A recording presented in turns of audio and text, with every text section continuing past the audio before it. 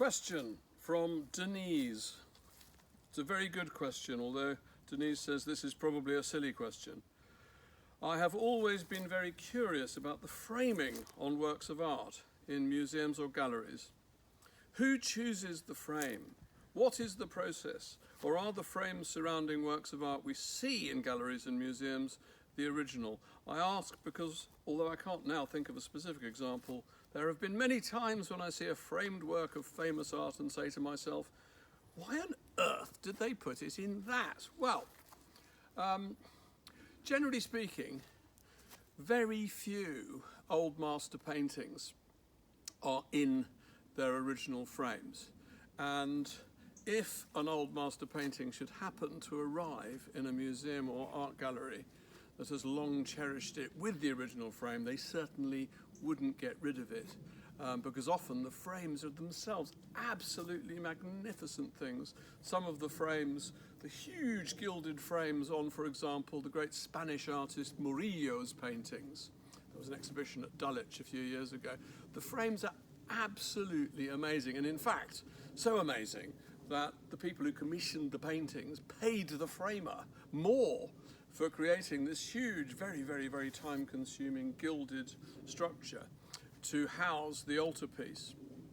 But in the case of, it's very much a matter of taste. Some people prefer gold frames. If you want to be historical, if you're looking, for example, at Dutch 17th century art, you should choose a Dutch frame, which is generally an ebonized, dark frame, very simple, sometimes with a bit of tortoise shell inlay. If you're choosing a frame for a Renaissance painting, there are batteries of experts and specialists who will charge you a great deal of money for doing a very difficult job, which is creating the right kind of frame for, say, a Florentine 16th century painting or a Milanese 17th century painting. There were fashions and styles in framing that are known about now. So, generally speaking, it has been thought about. Picasso is actually a very interesting example of this, because Picasso, as you know probably, was hugely competitive, and one of his ambitions was, so to speak, to kill the father, kill the past, replace the art of the past. But he didn't just want it to do it, he wanted to know that he was trying to do it. And so what Picasso would do was that when he painted, for example, one of his very jingly-jangly cubist nudes, he might actually go to a framer's shop, and if he could possibly find an original Renaissance frame, he would pay a large amount of money to buy it, and he could because he was Picasso. And he would put his own modern painting in a Renaissance frame as if to accentuate the inappropriateness or the discontinuity between past and present, to make his own painting seem all the more shockingly modern, perhaps. Or, come to think of it, maybe to alert us to the fact that he was still connected to that tradition and that he respected it.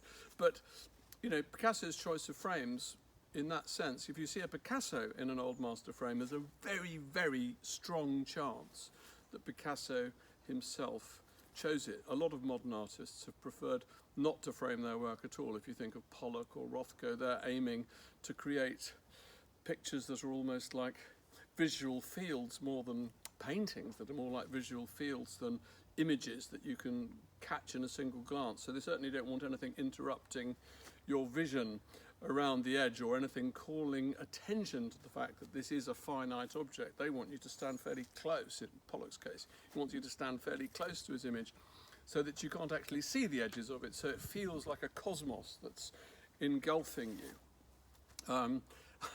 And sometimes, it is true, you say at the end of your question that you've sometimes seen pictures in frames that seem wholly wrong for them. I've got a friend, and he's got sort of code for bad framing choices.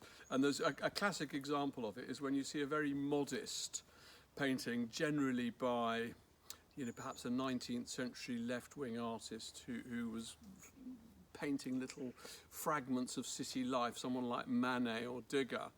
And you see it in that hugely thick gold frame. My friend just says, Yeah, I know who's loaned that picture to this exhibition. Oligarch. Anyway, great question. That's a very, very, actually, I mean, it's a long answer, but it's not even the beginning of the story. There should be an article somewhere on my website about frames and edges. If you look it up, I've written about it a few times.